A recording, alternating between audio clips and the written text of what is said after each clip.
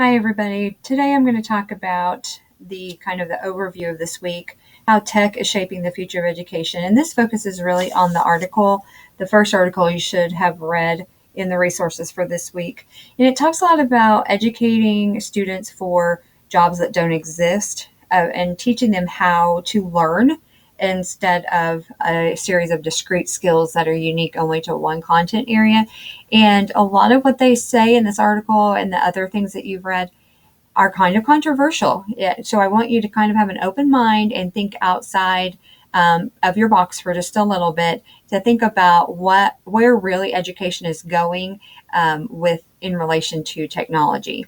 And so it said that 65% of students today will have jobs that don't exist. I think that is just mind blowing. In other words, we don't even know how to prepare them well. And what do they need to actually know?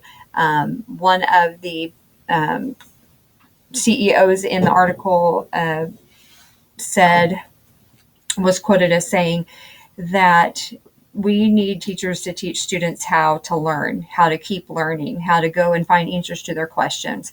And that kind of information or that kind of learning, not just where things are located or what dates things happened. Not that those aren't important, but there needs to be more than just that. And so they are talking about having more student-centered, personalized learning. They mentioned a couple of math programs specifically because Khan Academy is one of them. Dreambox is another one because it actually responds to what the students know or what skills they're lacking, and it gives them more personalized learning.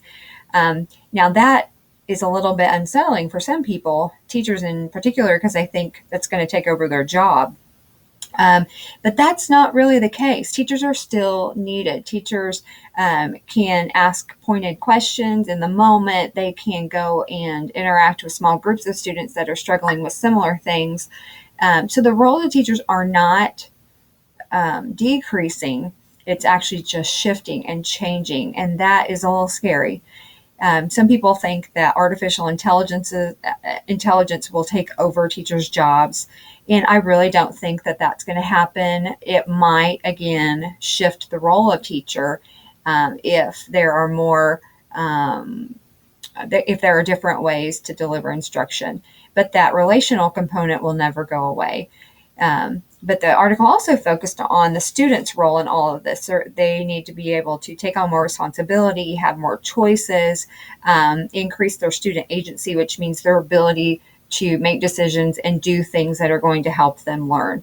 And that's a little scary as well because there's a lot of question marks about all of that. What does it really look like in the classroom? And this last question, is technology the cure-all for education's problems? I don't think so. I think it has a role to play, but it's not just going to take over school as we know it. And so, but it is impacting lots and lots of school districts. One thing that is really exciting for me and hopefully for other teachers is that technology gives students the opportunity to do things differently and do things they would never be able to do if it wasn't for that technology integration into their classroom. And so you're going to be watching this week this 4C's video, and it's talking about collaboration, communication, creativity, and critical thinking. And those integrate really easily and well into a technology-infused classroom because students are thinking differently and they're more in charge of their learning. So watch that short video, and then you're going to be exploring this website and picking out at least 2 skills that you think are the most important. So if you go here and you scroll down to the bottom, it's really interesting to learn how this whole thing got started. So if you want to look at that, you can. But what I'm interested in you exploring are the things down here. So each one of these are different kinds of skills that this organization, Partnership for 21st Century Learning, says that are important for students for the future to get jobs and what employers are really looking for in new employees. So if you click on like collaboration, you're going to be able to see different tools that enable that collaboration.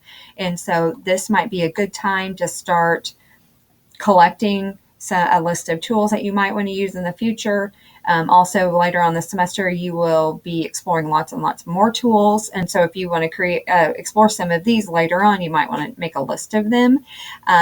But for the discussion board this week, you're going to choose 2 areas or 2 skills that stand out to you as most important and then describe them and how it relates to your content area.